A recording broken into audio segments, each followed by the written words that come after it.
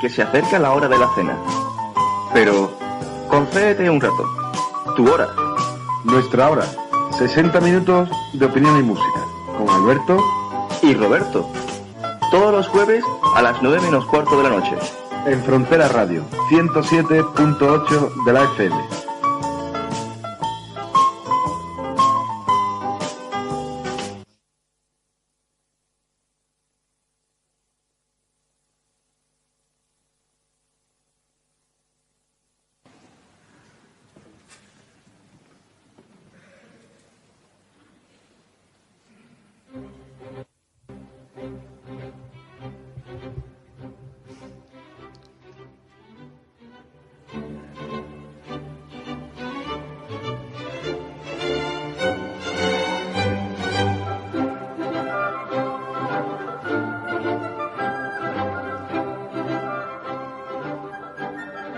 Pues sí, amigos, lo habéis adivinado. Este es el himno del levantamiento de Riego, también conocido como el himno de la Segunda República.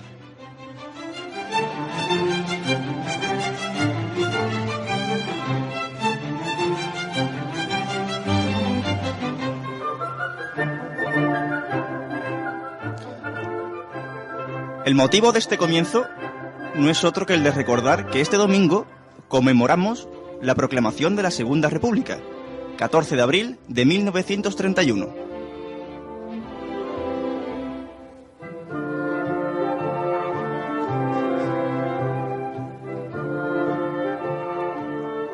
Para muchos, un día de ilusión y esperanza. Este es el día en que gritamos, con seguridad, que una solución al capitalismo solo puede pasar por las manos de los que sostenemos este sistema. La masa trabajadora, el estudiantado, los condenados y condenadas al paro, los jubilados y las jubiladas, los amos y amas de casa, etc.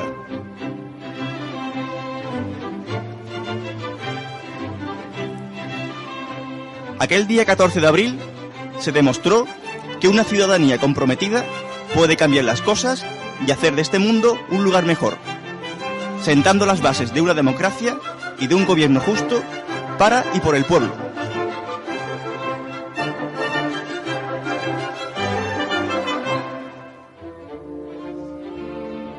Este himno que suena está interpretado por la Orquesta Internacional de Praga. Alberto, buenas tardes. Buenas tardes a todos. Ha llegado tarde. A 47. Casi 2 minutos. ¿Qué tal, Alberto?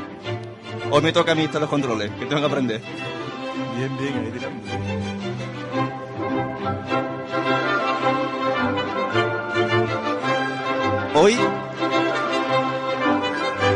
Hoy no estamos solos. Con nosotros está Ferrus, está Paco y está José. Hola a todos.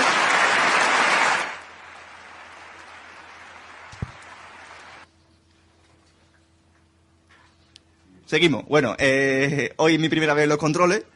Estoy más perdido que el barco del arroz. Y bueno, hoy el tema, como he dicho al principio, es hablar sobre la Segunda República. Para ello tenemos aquí a Paco. Y también vamos a hablar sobre las jornadas en defensa de los servicios públicos que organiza la Plataforma Social de Jerez. Y para eso está aquí con nosotros José Mejías y Ferrus. Hola. Hola. Buenas tardes. Suena bien. Bien. Y bueno, empezamos con la República. Hoy va a ser un tema duro. Espero que mucha gente no se sienta ofendida. Y si se sienten ofendidas, pues mala suerte. Bueno, en principio, para empezar, Paco, coméntanos un poquito, si puede, en qué momento de la historia se proclama la Segunda República en España. Bueno, la Segunda República es consecuencia de la primera. La primera es consecuencia de los Borbones y los Borbones son consecuencia de los Austrias. Yo quiero decir que la historia es un encadenamiento de acontecimientos, todos interconexos, y se puede decir que no hay un principio y un final. Pero podemos poner una frontera, un mojón como hablamos en Castilla, no como lo utilizamos aquí en Jerez. Esa frontera podría estar en las elecciones del 12 de abril del año 31. Eran elecciones municipales, y en esas elecciones municipales no solamente se estaban eligiendo a los concejales y a los alcaldes de muchos ayuntamientos, sino que se estaba poniendo en cuestión el sistema, ya que ese sistema se había revelado, el sistema borbonista, el alfonsista, se había revelado como algo que estaba contrario a los intereses del pueblo. Alfonso XIII, cuando ascendió al trono, se convirtió en una persona muy apegada a las clases dominantes del principios del siglo XXI. Y esas clases dominantes pues eran las de siempre, eran los plutócratas, la oligarquía, los grandes poseedores de las grandes riquezas industriales, agrícolas. Y a lo largo del tiempo, Alfonso XIII fue cada vez manteniendo esa especie de rictus, era también muy campechano, curiosamente, debe ser cosa de la familia, y fue, sin embargo, pues alejándose del pueblo. Y el pueblo quería otras cotas de libertad, quería poder votar, quería poder elegir, y también quería poder participar en la distribución de los excedentes de la riqueza. Efectivamente, el reinado de Alfonso XIII fue justo lo contrario a todo eso.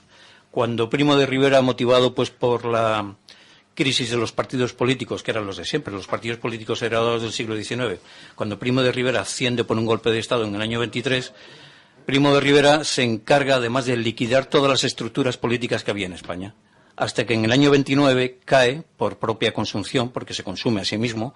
No hay nada que le releva. El general Berenguer toma el poder en ese momento y decide, en un arranque de genialidad, pues convocar unas elecciones municipales y hacer una especie de proceso constituyente. Sin embargo, todos los que se presentaban a aquellas elecciones sabían que cuando estaban presentándose a aquellas elecciones no se presentaban para ganar una concejalía, un acta de concejal o de alcalde, sino que estaban realizando un referéndum, y el primero y el que mejor lo sabía era el rey Alfonso XIII. Cuando el 12 de abril sale toda España a votar con un porcentaje de asistencia elevadísimo, todo el mundo sabía que no estaba votando para ver quién era el alcalde de la ciudad, sino para ver si el rey se quedaba o se iba. Y efectivamente el rey también recibió ese mensaje. El rey vio que España por completo le volvía la espalda, ya que él había vuelto la espalda al pueblo durante todo su reinado, incluso durante toda también la dictadura, y decidió, porque además se preocupó de que hubiera incidentes y de que como consecuencia de esos incidentes pues hubiera un fenómeno parecido, por ejemplo la Revolución de Octubre rusa, decidió marcharse. Cogió un coche y con un coche se fue hasta Murcia, y en Cartagena embarcó en un barco militar, el que se llamaba entonces Príncipe Alfonso XIII, que luego se llamó Crucero del Libertad, el Libertad famoso de la Guerra Civil Española, y se fue hasta Francia. Luego, posteriormente, la familia real salió, y a partir de allí pues ya vino todo encadenado. Es decir, hubo un gobierno provisional.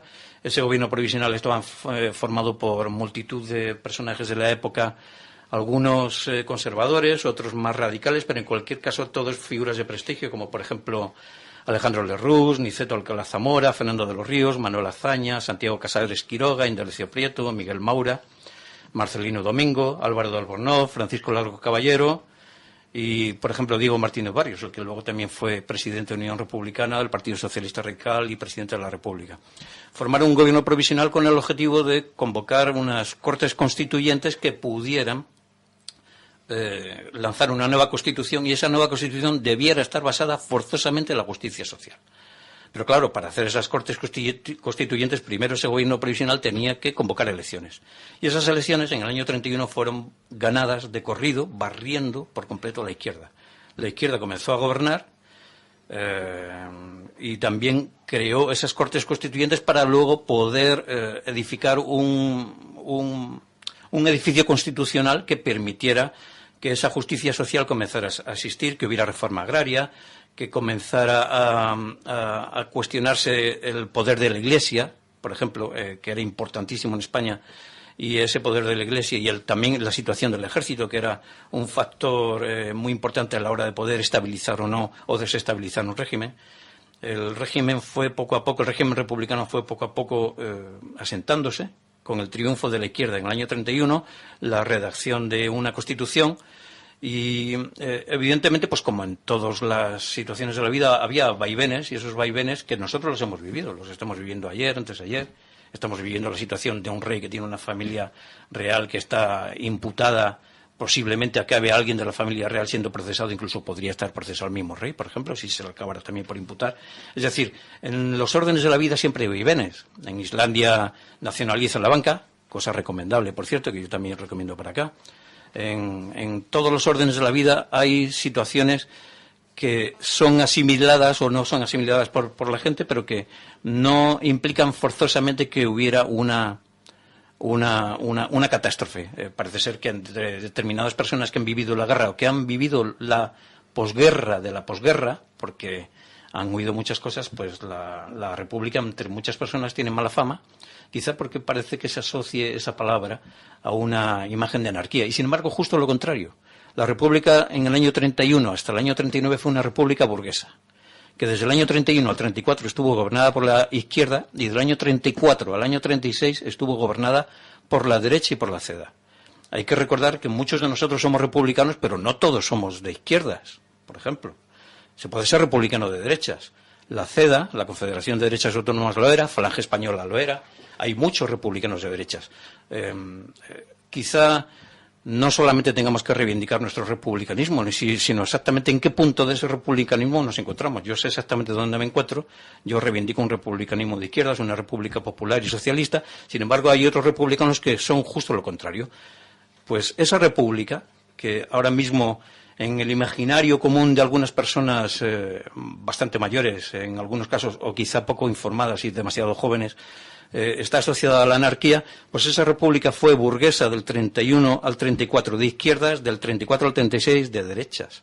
Y en el 36 volvieron a ganar la izquierda las elecciones, después de 2 años de gobierno de la CEDA un tanto catastróficos.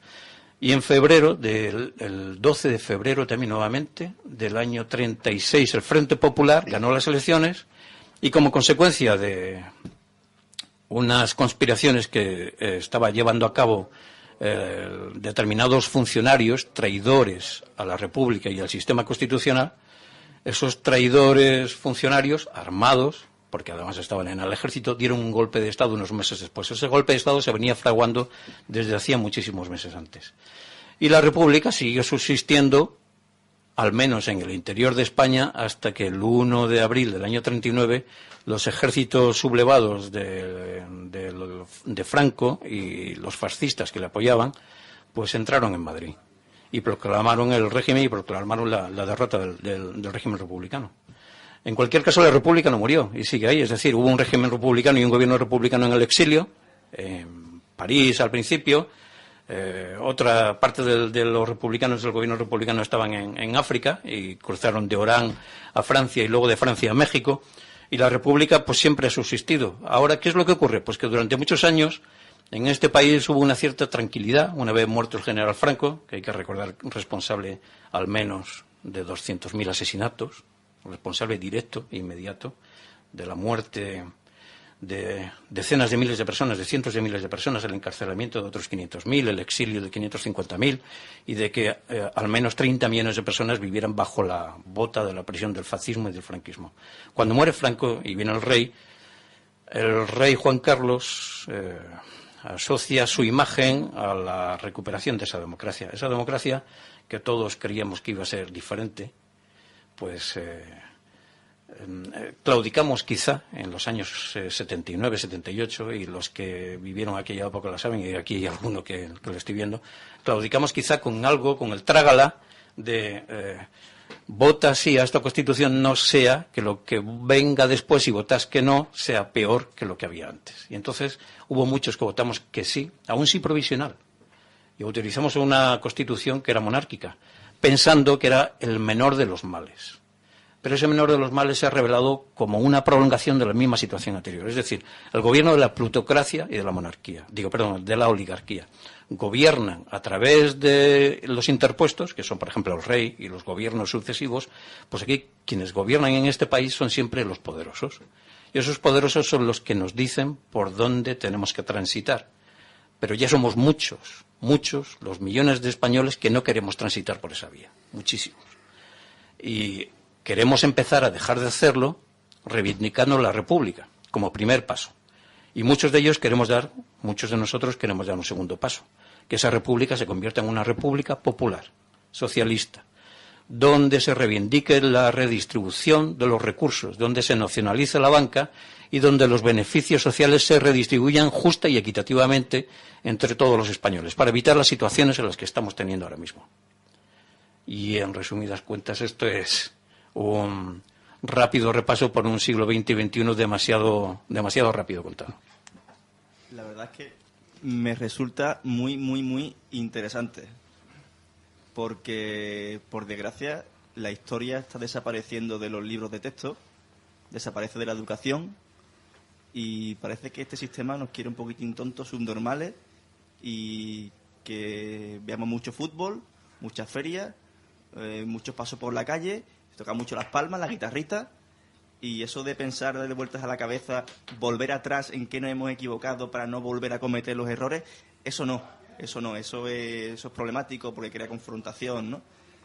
Y me resulta muy interesante que has comentado que parte de la historia en la que se mete Alfonso XIII, parte de los orígenes de cómo comienza la República, digamos que se repite un poquitín ahora, ¿no? Más que los propios españoles echar al rey, es él solito el que se va, ¿no? Voy a hacerlo todo lo mal que pueda para que llegue un momento en que la situación sea insostenible y realmente tenga que salir por patas, ¿no? Hombre, sí, a veces parece que la historia se repite, y efectivamente es cierto que no quieren, o que parece que a nadie le interesa que sepamos o que leamos o que estudiemos historia. Quizá porque efectivamente a lo mejor si leemos demasiado podemos empezar a pensar por nuestra cuenta de manera autónoma e independiente, y quizá el secreto para poder ser más autónomos e independientes está en apagar la televisión, en dejar de oír tanta música, en leer un poco más, en hablar mucho, y en el intercambiar ideas con personas que también quieren intercambiarlas. Efectivamente, cuando hablas e intercambias esas ideas y cuando lees mucho, descubres que hay muchos fenómenos que están ocurriendo ahora que son muy similares a los que ocurrieron hace 70 años, 75, y que llevaron pues a la República, por ejemplo, la crisis de un régimen. Ahora mismo estamos en una crisis de un régimen que yo no centro en la persona del ciudadano Juan Carlos Borbón, no la centro en él.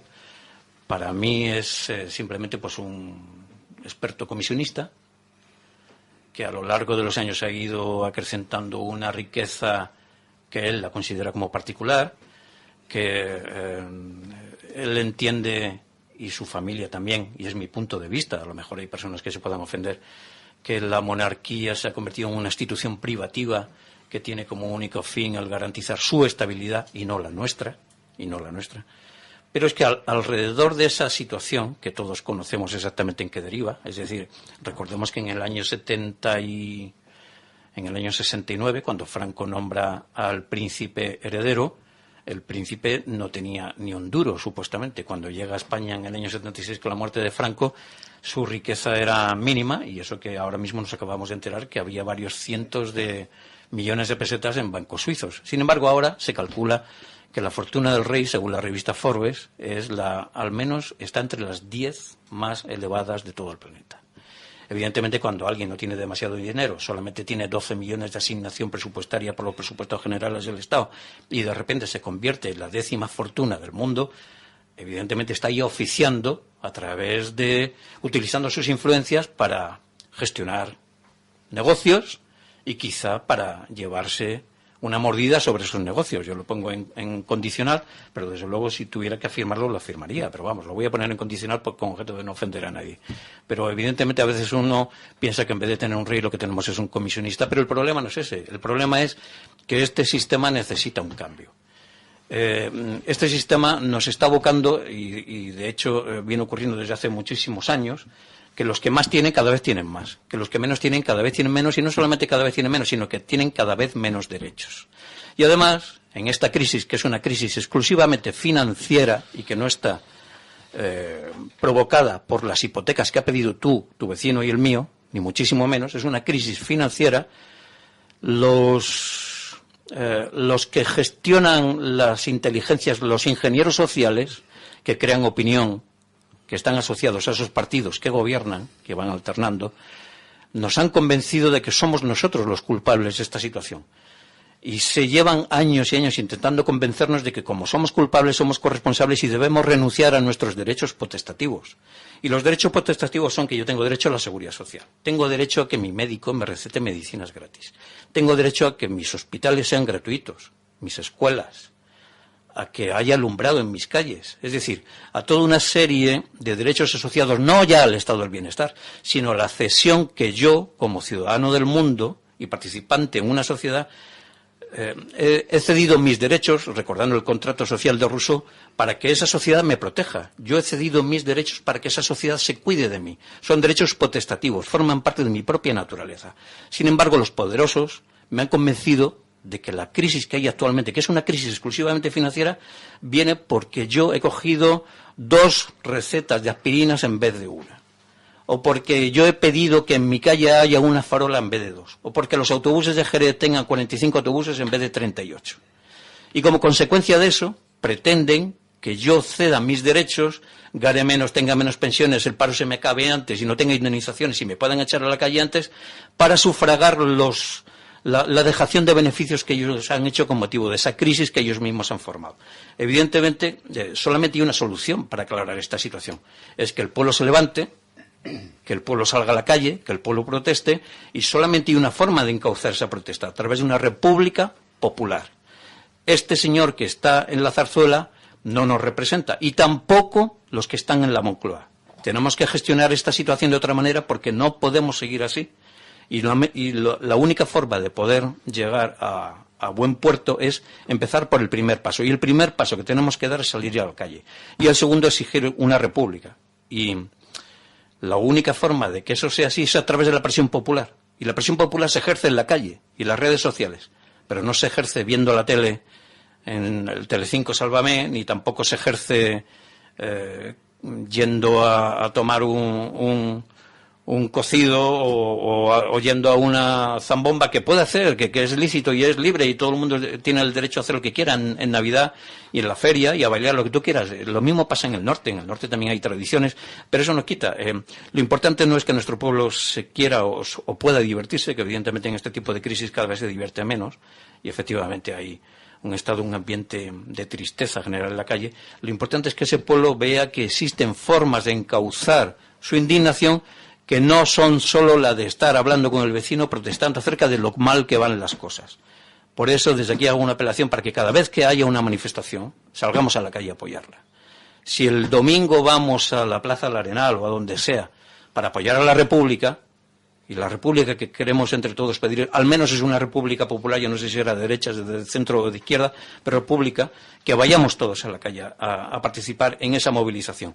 Tenemos que trasladar a los que mandan que nosotros les estamos marcando corto el paso y que les estamos oliendo el rastro y que no les vamos a dejar mover y que estamos muy encima de ellos hasta que poco a poco vayamos consiguiendo que se sientan acorralados y que tengan indefectiblemente esto que desembocar en una crisis institucional, y es lo que estamos queriendo pretender, que esto desemboque en una crisis, que efectivamente las instituciones sean tan transparentes que descubramos que las personas vinculadas al partido gobernante se están lucrando a través de sobornos o no, de empresas que realizan aportaciones para recibir contrataciones.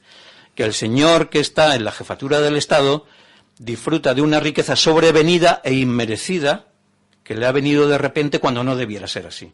Y que en diferentes administraciones autonómicas, municipales, regionales y provinciales hay personas que se están enriqueciendo porque han llegado a establecer una relación de profesionalidad con la característica del político. Y nosotros no queremos políticos profesionales, lo que queremos son políticos vocacionales, que sean del pueblo y que trabajen como nosotros, que conduzcan un autobús, que conduzcan un taxi, que despachen carne en el mercado de abasto y que también sean concejales. Y que no se lucren. Y la única forma de poder llegar a esa figura de una nueva sociedad es romper con la sociedad antigua. Y la única forma de empezar a romper con la sociedad antigua es exigir el fin de la monarquía. Muy de acuerdo contigo, Paco. Y vamos a poner un temita, como dice Alberto. Vamos a poner a Paco Ibáñez, La mala reputación. Bueno, a disfrutarlo.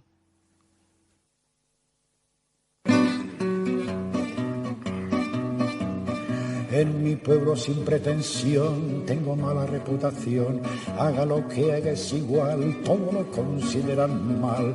Yo no pienso pues hacer ningún daño, queriendo vivir fuera del rebaño. No, a la gente no gusta que uno tenga su propia fe. No, a la gente no gusta que uno tenga su propia fe. Todos me miran mal, salvo los ciegos es natural. Cuando la fiesta nacional yo me quedo en la cama igual que la música militar nunca me supo levantar. En el mundo pues no hay mayor pecado que el de no seguir al abanderado. No, a la gente no gusta que uno tenga su propia fe. No, a la gente no gusta que uno tenga su propia fe. Todos me muestran con el dedo a los mancos. Sí, señor. Si en la calle corre un ladrón y a la zaga va un ricachón, zancadilla pongo al señor y aplastado el perseguidor. Eso sí que será una lata. Siempre tengo yo que meter la pata. No, a la gente no gusta que uno tenga su propia fe. No, a la gente no gusta que uno tenga su propia fe. Todos tras de mí a correr, salvo los cojos. Muy bien. No hace falta saber latín, yo ya sé cuál será mi fin. En el pueblo se empieza a oír muerte, muerte al Villanovil. Yo no pienso pues armar ningún lío, con que no va a Roma el camino mío. No, a la gente no gusta que uno tenga su propia fe. No, a la gente no gusta que uno tenga su propia fe. Todos me miran mal, salvo los ciegos es natural. Bueno, son las 9:10 en Frontera Radio, nuestra hora, 60 minutos de información y música con Alberto y Roberto. Sí, 11 de abril del 2013, para que cuando lo miráis en la página web no os confundáis. Estamos hablando sobre la República. Bueno, compañeros, entramos en debate. Después de todo lo que ha dicho Paco, Ferru, José, ¿qué opináis? Plenamente las afirmaciones de Paco, porque también me considero profunda e intensamente republicano. Creo que a esas alturas de la evolución humana, seguir teniendo un jefe de Estado que viene impuesto por un dictador y por razones de linaje, de sangre o de familia, no solamente es un anacronismo, sino que es un residuo del feudalismo que azotó el mundo occidental durante muchísimos años y dejó cosas buenas, pero obviamente no es la época en que vivimos. La concepción del Estado, para mí, es el lugar donde vivimos los ciudadanos, y los ciudadanos somos los dueños del Estado, somos los dueños del lugar donde vivimos y convivimos, somos los dueños como una comunidad, no como individuos, que es otra idea que el neoliberalismo y las fuerzas de la derecha intentan transmitirnos, que nosotros somos simplemente una suma de individuos y no somos una comunidad. Por eso pensamos que los políticos o los gestores de la política o los que ejerzan los cargos de la representación tienen que ser efectivamente representantes nuestros, y por tanto están a nuestro servicio, no nosotros al servicio de ellos. La República, entonces, me parece el régimen necesario e ideal, en el sentido no ideal de que sea el jauja y vaya a ser el remedio de todos los males. La República debe ser la forma de Estado, y que no hablo de gobierno, para aclarar, la forma de Estado que debe permitirnos a los ciudadanos elegir a nuestro representante máximo y elegir a todos nuestros representantes de los tres poderes, que es la forma en que concebimos el Estado, y que deben estar al servicio nuestro y deben estar sometidos a nuestro control no solamente el control de las elecciones cada 4 años o de las elecciones del presidente de la República cada 7 años, sino sometidos a nuestro control y a la absoluta transparencia cuando los ciudadanos y sus colectivos lo exijan. He oído alguna vez el argumento de que, al fin y al cabo, ¿qué más da un rey o un presidente de la República? Porque es otro más que se va a poner ahí arriba y se va a enriquecer. Yo voy a decir un argumento simple y sencillo. El presidente de la República tiene que ser elegido cada cierto número de años, 4, 6, 8, y al rey nos los estamos comiendo sin elección ninguna, y se supone que si el régimen sigue, después de esto vendrá su querido hijo, que no deja de ser otro nuevo, como dice Paco, comisionista, que sustituirá a su padre en los negocios privados.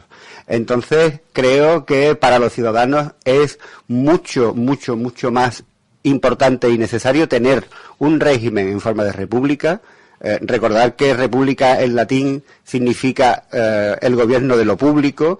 Recordar que algunas de las repúblicas más reconocidas, y como son las repúblicas de los Estados Unidos, habla de un gobierno del pueblo, por el pueblo y para el pueblo, y que ellos someten a sus presidentes, a sus congresistas, a sus parlamentarios y a todos los poderes públicos a comisiones abiertas, a auditorías permanentes, y aunque no sea el tipo de país y de régimen que más me guste, tengo que reconocer que ese tipo de cosas nos faltan en este país. Que tenemos que llegar, por supuesto, mucho más lejos, porque no basta solo con dar una apariencia formal de instituciones, cámaras, congresistas y tal, sino que hay que ir mucho más lejos, y creemos más que en una democracia solo política o solo legislativa, creemos en una democracia social. Una democracia que es el gobierno de los ciudadanos. Bueno, yo tengo poco que aportar a lo que ya han comentado los compañeros, porque básicamente pues los que estamos aquí pues todos somos republicanos y todos defendemos una forma de entender lo público, ¿no? Quisiera yo comentar que quizás en el momento actual cada vez más gente no se cree o está decepcionada de aquel momento en el que se vivió la transición como el Malmerno, ¿no? Eso, o sea, ya hay mucha gente que dice, bueno, pues tampoco mereció tanto la pena, ¿no? Y sobre todo porque ahora parece que es más fácil hablar y socializar todas las miserias que se han ido produciendo en los últimos años, y que esta situación de estafa generalizada que vivimos ahora pues se establece en términos comparativos, ¿no? Y entonces dice, bueno, si realmente esto ya es una cuestión no ya solamente anacrónica, en el sentido de que yo creo que muy poca gente puede pensar que una forma de Estado no sea una forma de Estado del pueblo y democrática, etcétera, y parece como si fuera esto una cuestión decorativa, y que estamos hablando de si quitamos la cuestión decorativa o no. Y no, realmente, cuando se está hablando ahora de la crisis de la Casa Real, etcétera, fijaros que está ligado a una crisis profunda de un montón de instituciones, donde todas las instituciones entran en crisis, donde se desconfía de los políticos electos, donde se desconfía de las fuerzas de seguridad, donde se desconfía de la Iglesia, donde se desconfía, por supuesto, de la monarquía, etcétera. Aunque es verdad que a la gente del común le está pesando más o le importa más el día a día, el perder la cantidad de derechos que está perdiendo, y puede pensar, bueno, pues, ¿por qué tenemos que estar hablando ahora de la cuestión de la República? Si lo que importa es que nos están quitando esto, lo otro, y no se dan cuenta que efectivamente esto que está ocurriendo es parte de lo que no ocurrió cuando tenía que haber ocurrido. A mí me cuesta siempre trabajo hacer juicio, o es muy fácil hacer juicio a posteriori, ¿no? O sea, en el pellejo de la gente que vivió aquellos años, que lo vivimos, yo era también un adolescente, los sentimientos que tenían, la disyuntiva en la que se encontraban, las expectativas que ponían en un régimen y se tragaron o nos tragamos esta cuestión como una cuestión transitoria, etcétera, etcétera. Es difícil juzgar ese tipo de actitud a la luz de los años, ¿no? Lo que está claro es que ahora mismo, y yo lo veo mismamente en Jerez, hace 3 años hicimos un brindis por la República en la Moderna, hay unos cuantos chalados, digamos, entre comillas, con cariño a los chalados, El año pasado hicimos una cosa más formal, más institucional, si somos gente, y este año pues hay unos preparativos muy grandes y mucha gente implicada, y yo creo que eso significa que más gente ve que eso hay que ponerlo encima de la mesa, no como una cuestión nostálgica, sino como una cuestión de absoluto presente, de futuro, ¿no? Entonces yo lo veo en esos términos, y básicamente yo creo que la gente además está mucho menos, entre comillas, asustada de hablar de este tipo de cosas. Yo creo que eso es bueno y que lo tenemos que aprovechar, ¿no? No solamente para que tengan información, sino para que se revisen esos sentimientos que se tienen hacia determinadas palabras y hacia determinados conceptos, y la gente se sienta con más libertad y con más tranquilidad de hablar de muchas cosas. Hombre, parece que al sistema actual solamente le queda una salida, y probablemente coja la salida más fácil para ellos.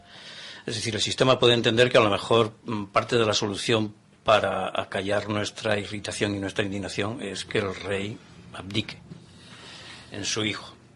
Y quizá muchas personas que ahora mismo se proclaman republicanos pasen, que antes eran juancarlistas, pasen de repente a ser felipistas, con un Felipe en el gobierno. Efectivamente es así, pero nuestro problema, el problema de siempre, el problema de esta sociedad, es que, yendo y echando la vista para atrás unos 35 años casi, es que cuando hace muchísimos años muchos reclamábamos ruptura, lo único que hubo fue reforma.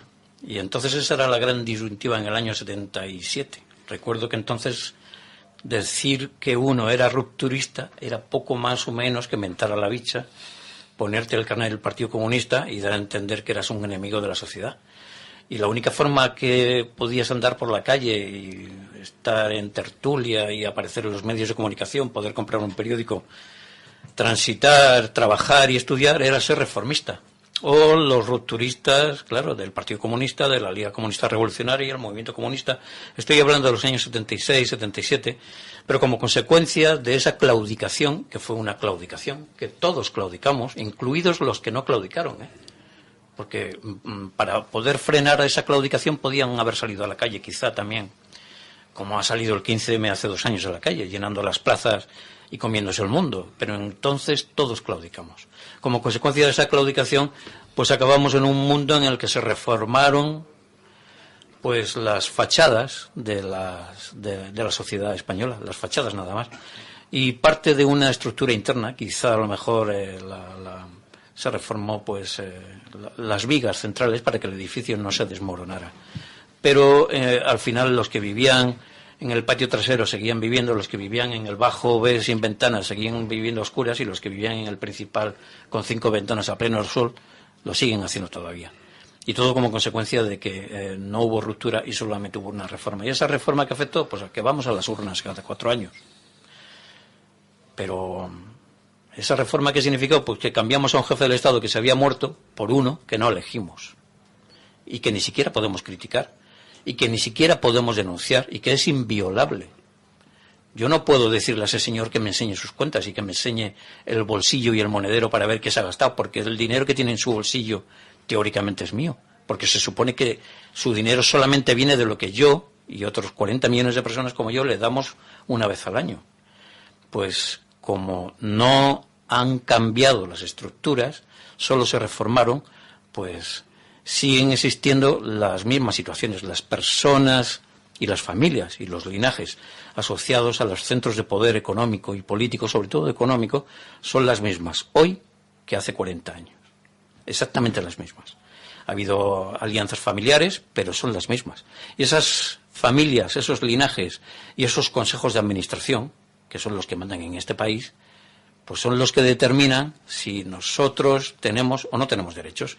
Y han determinado que para que su crisis que ellos han formado les afecte lo menos posible, pues nosotros tenemos que perder derechos. Y nuestros derechos son, sí, nuestros derechos son los que todo el mundo sabemos que nos están quitando. Y yo creo que para recuperarlos, lo dicho antes, pasa porque todos reivindiquemos, en primer lugar y el primer paso, el regreso de la República, la que nunca se debió ir. Muy